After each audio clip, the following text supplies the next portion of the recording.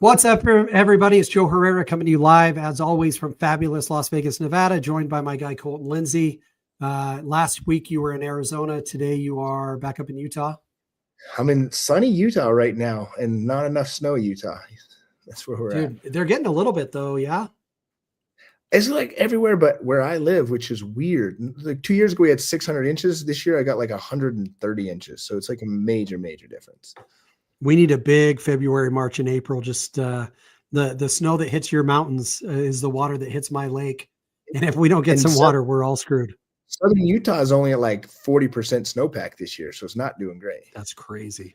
Well, Trump just sent the army up to Oregon to reroute a bunch of water to California. So maybe we can get a little smidge of that coming down the Colorado River at some point. All right. So Colton, you and I did it live last week. It was very well received. The topic was what on earth happens when my sponsor leaves a company like Real. But while we were talking, you were speaking very passionately about AI, which is something that I think you've done a little bit more homework on.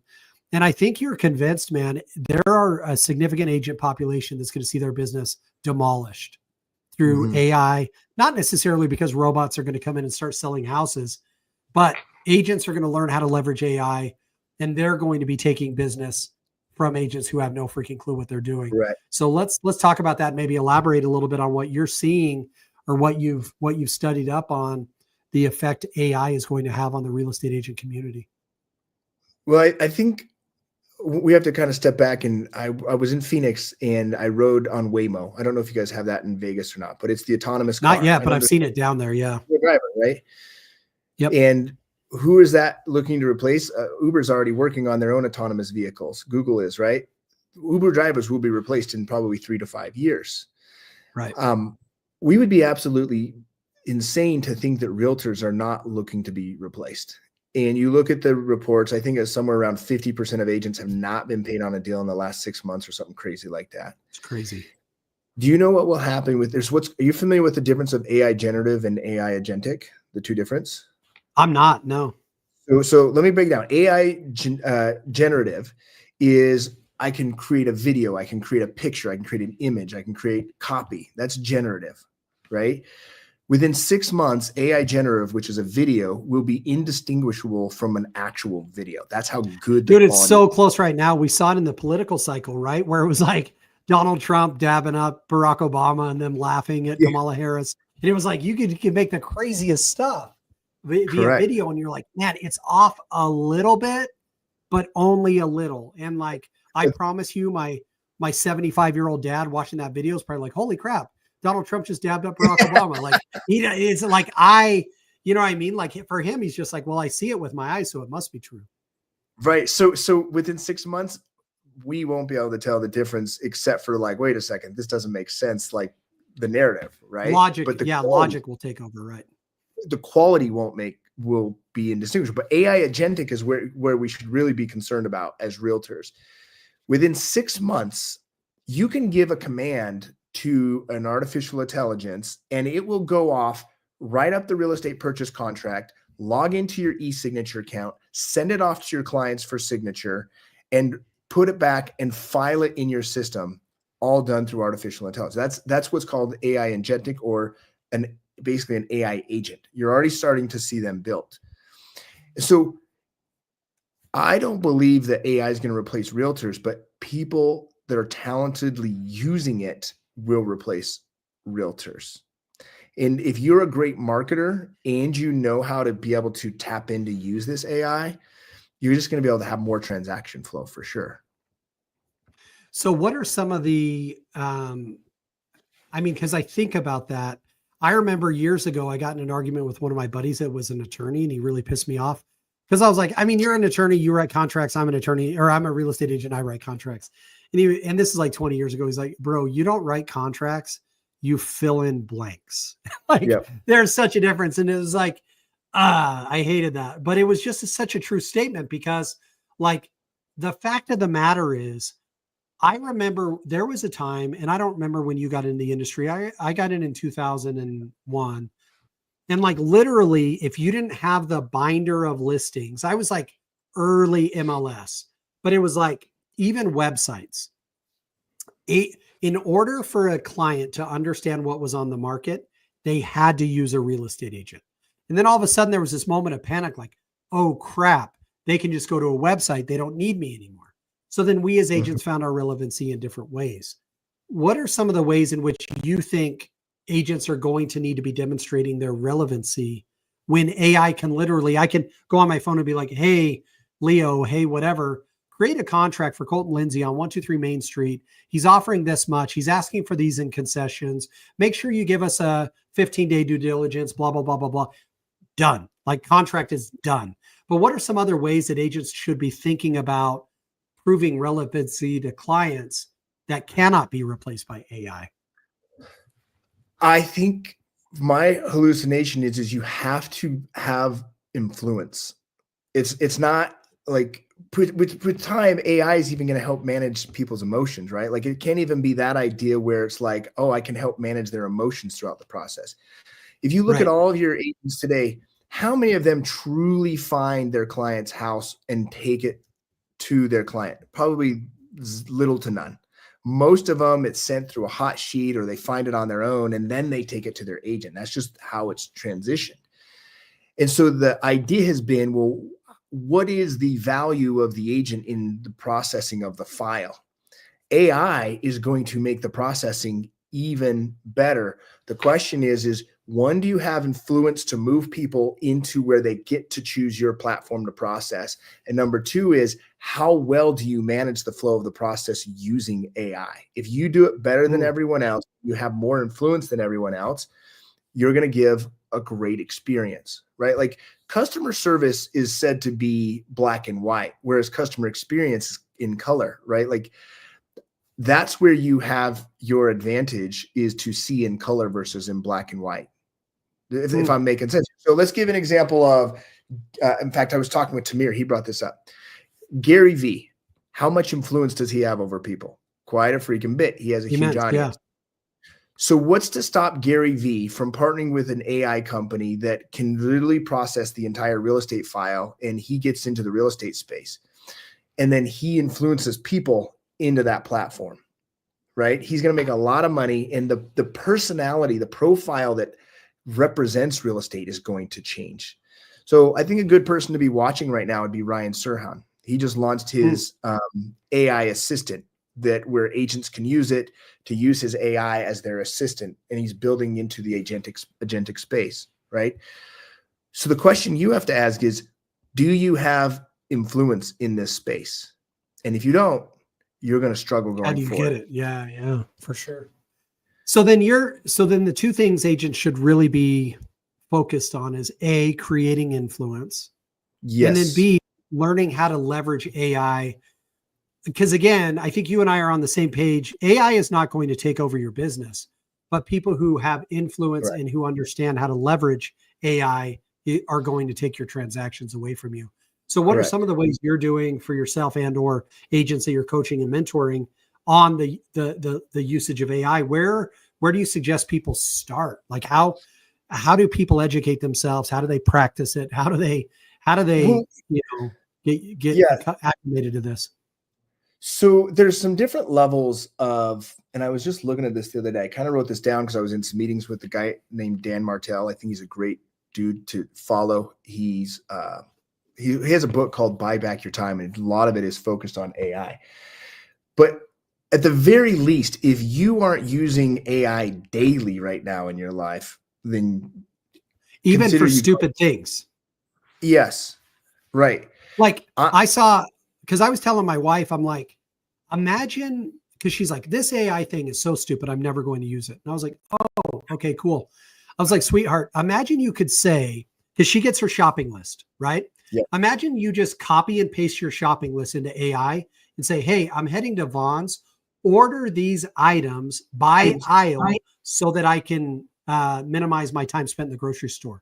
And so now AI goes, oh, cool. These are on aisle 3. These are on aisle 5. These are on aisle 12. These are on aisle 18. And now your shopping experience goes from 40 minutes to 10 minutes because it organizes it all for you. And it's like, start using it on stupid things. Well, and then imagine that as that happens, a freaking autonomous car shows up in your driveway and a little robot pops out and puts it onto your doorsteps, and then your AI walks out on the doorsteps and puts it into your fridge. Like that's coming in the next 3 to 5 years. Well, that's where I'm at with Tesla robot. Because Elon Musk said he believes more people will own robots than cars moving forward. And Jenny was like, I'm not going to have a robot. I'm throwing my wife under the bus. And I was like, oh no, we are, because I'm a dad and I hate security issues. And I'm like, now imagine when I go to bed, I'm like, all right, Bobby, my robot, I want you walking around the entire perimeter of my property. And if anyone steps on this thing, I want you to say, you're an intruder. The cops are on their way. I'm calling 911 right now. Like, dude, home theft stuff. Like, it's like the world in which we're heading to. I'm like, sweetheart, imagine going to Disneyland and saying, hey, ChatGPT or whoever, we've got 5 hours at Disneyland and 5 hours at California Adventure. Make a list of rides we should be hitting first based on wait times to maximize our ride. You know what I mean? And like, now it's like, okay, cool. Go here and then go to Pirates of the Caribbean. While you're there, hit Big Thunder Mountain. It's like, hey, if the reason we're going on this is because you just said, use it daily. Real estate agents may not understand yet how to use it to benefit their real estate career, but if they can learn to use it to benefit their life, all of a sudden the real estate side of it becomes significantly easier. So here's the levels. Like if someone's using it monthly, like they're going to be out of business within 6 months. I can promise you that. Like they just will not be able to keep up with what's going on. Maybe 12 months. Weekly, you got a chance. Daily, that's where it's like tools and products. But like I'm at the phase now where me personally in my business, we're using it hourly. Like it's used hourly inside of our organization. Give me an example of what you're doing. So here's an example of where we're doing it is we are testing this now where we just went through the top 10 short form videos that we posted online. And we're working with an AI company out of Europe where we can upload, we're creating my avatar, upload the video, have it recreate that video with my likeness and my voice to be very similar because we know that video already catches attention. Or let's say I can go get a video that Sharon did that was really popular, or a video that Jared James, I think I like his account. He does, it's very popular, real estate oriented. We can upload that video and say, recreate this with Colton's AI or Colton's avatar and voice, and then reproduce it all AI and put it up as short form video. That's what we're beginning to test now. We haven't put it out yet, but that's one way we can process content at 1/10 of the time and cost to do that of that we currently produce it, right? That's one way. Another way is we have so much written content. We have first generative AI, my voice, that we are already beginning to use. And we're waiting for some more stuff to be able to optimize to my second level generative, where we can put our content into this process. It turns it into a podcast form and then speaks in my voice. And we can have my team produce my podcast without me even ever shooting a podcast.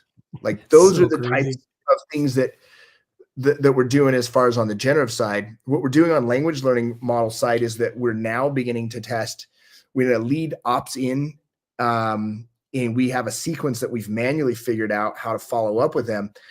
We can now have an AI start to follow up with them and set appointments on the calendar for our sales agents. So that's happening in DMs, that's happening in text messages. So you're seeing sales really start to develop that right now in our company. And the reason why I think about Leo. So I think about Leo, and I know that's a big topic you and I are passionate about because, you know, our brokerage is building its own AI. That I see a lot of people using multi-AI real estate services, and I think that that's great as well. But when you factor in like Leo, which is Real's AI, has visibility around my transactions, my production, the agents I work with, you know, whatever issues are associated with my business. I know that one of the things that's going to come up is in the future, I'm going to be able to say, hey, Leo, Colton Lindsay lives at 123 Main Street. I want him from my voice to get a text message at least every 3 weeks to just let him know what's happening in his neighborhood, sales, things coming on the market, yada, yada. But I want to make sure he doesn't feel like it's coming from AI. So then all of a sudden, Leo from my voice will be like, what's up, bro? Checking in to see how you're doing. I I'm not sure if you're aware of this, but this house went up on the market. It sold for this. I think that that's probably a little bit overpriced. And like all of a sudden it's going to engage with you. And now it's doing my job for me better than I can do it. So like I drive a car that also drives itself. And like we've got our place up in Parowan, Utah. It's 3 hours from Vegas. I get in my car, I put in the destination, I press go, and then I sit there and I talk to my wife, I watch TV, I do whatever I want to do. And somebody will say like, it's crazy you trust that robot with your life. And so I think in business, like, would I trust that robot to communicate with you? And what I will routinely tell people is I trust that robot more than I trust myself. Now, not being 100% focused me versus 100% focused robot, I trust myself 100%. But when I'm driving, there are times where I'm grabbing my Diet Coke or I'm opening up a granola bar or whatever. You know what doesn't grab Diet Coke and open up granola bars? My self-driving autonomous vehicle. It is focused 100% of the time. Now, when I think about that in the form of texting you like, hey man, these houses just came up, not sure. Like, what do you think of this 123 Main Street? Do you know this guy? Whatever. It doesn't sleep. I get distracted. It doesn't. So I may forget to text you for 3 months. The robot doesn't. And so like, that's where if I'm going to take someone's business away from them, it's not me forcing a text versus them not forcing a text. It's literally like, once I set the robot go, you're going to get a text every 18 days from me. And it's going to be in my verbiage. It's going to be like, and then you're going to respond and it'll respond for me. And like, it's crazy. It might send a letter in the mail form. It might send them a DM. It might go comment on their Facebook, right? Like, it's going to stay in touch with them, how you program that agent to do it. More importantly, in your verbiage, you speak a little bit different than I speak. I use the word bro a lot. I use the word like, can you imagine? You know, I could say, hey, send all my text messages using the language of Phil M. Jones and what he teaches and exactly what to say. And all of a sudden it's like, hey, Colton, or like, what's up, bro? Not sure if this is for you, but have you considered blah, blah, blah. And are you open to that? And like, it'll just do that. And then I'm like, hey, now talk like Gary V. And then the next month it's like, and it's just crazy what's going to happen. And this is where agents are going to get destroyed if they don't adapt. And like, I think we are in more of I want to be clear on this, where if how an agent survives and thrives is they have to have their marketing on point to capture attention and capture influence. If you cannot capture influence, you can't ever put them into a system to operate in the first place, right? Like, you have to capture their attention. How is your AI going to work if you don't even have someone to put into it? Or if you don't put in the work ahead of time to have content for AI to scrape to learn your cadence, the way you speak, like the verbiage you use. And so it's like guys like you and I who've been kicking out content for a long time have, I probably have, 300 YouTube videos or whatever. And so now it's very easy to take a language learning or a visual creation AI bot, say, hey, learn the way I speak, learn my cadence, learn my whatever. And like, but if someone hasn't been creating content, there's nothing for AI to even draw off of. Yep. Yeah, I agree. Hey guys, go ahead. Oh, we're done. All right. I was going to say, I think the future of this industry, you have to look at the democratization of it, right? Meaning I've got people that reach out to me from Romania, South Africa, Canada, right? Like, one is, are you partnered with a company that is building the technology that will enhance humans, not take realtors out, but enhance them? And two is, are you working with a company that allows you to monetize these different areas, right? Like, how can I monetize Vegas or Boston or whatever? Anyways, that's probably a whole other conversation. No, and I think we keep going. I mean, I think you and I just need to pioneer this stuff. Like, I think it's one of these not on my watch type things. Like, guys, if you're in our world, if you know Colton, you know myself, you paid attention to some of the stuff we put out there. We're just going to keep beating this drum, because the last thing we're going to have happen on our watch is for you to have your business destroyed. And so one of the ways. I was going to say, you said the word pioneer. That is where my company will be within 6 months, that we will be using this not by minute, but by frequency. It will just be a part of our life every day, all the time, nonstop. And it'd be cool if you had a choice. It'd be cool if it's like, man, do we want to use this or not? Like, I don't know. Like right now, TikTok is like, you have a choice. You don't have to use TikTok. Guys, AI is not, you don't have a choice. Like it is going to be used by skilled individuals that you're like, these freaking kids. Well, guess what? These kids that have been playing Fortnite and Call of Duty and like Roblox and all these other things, their brains have been made to use systems architecture to think this way. Dude, so you're going to have to make this kid. Go ahead. I want to leave with this. My 7th grader, I absolutely love. She's more like me than my other daughter. She uses AI to create the homework and get the assignment done. Then she uses AI to humanize it so it can pass the AI detection when she submits it online. She's using AI to do her entire homework and bypass the AI that checks it right now. It's crazy. And like I've got a buddy that I've got a buddy I was talking to yesterday that's in the golf space, and like a big thing happening in golf right now is people are writing these AI bots that are getting them tee times so that humans that are trying to do it just can't compete. And it's like, I've got to retrain my mind to think this way. Like how can I, like the funnest thing to do is think of, and you know, we got to wrap this up, but think of something you want to do. And just like my wife's planning a trip for us to go to Scotland. And I'm like, why haven't we gone into ChatGPT or one of the AI bots yet and said, hey, plan the ideal trip for us. We want to play golf this many times. We want to see as much as possible, and just let it create, and then go tweak this so that like we can hit the Highlands as well, and let it create, and just start using it in your day-to-day life. Because one of the things I did right was I never discouraged my kids from using video games. I think Gary Vee taught me early. He's like, bro, your kid, like, do not discourage your kids from using technology like video games. They're going to need that for the future. And at the time I was like, what is he talking about? No one cares about Fortnite. And now I'm like, dude, my kids understand systems architecture and robotics and AI and what's the right word? Like RPC stuff, like role playing and digital role playing and all that stuff. They understand that world. And as we head into that world, my kids are going to be like, oh, this is sick. I can just do this. And where I think some of the old dogs who were like, get off my lawn, you AI bots, like it's just going to be a tough go. But again, not on our watch. So Colton, let's get back together next week. I think we should just dive deeper, a little bit longer into the AI.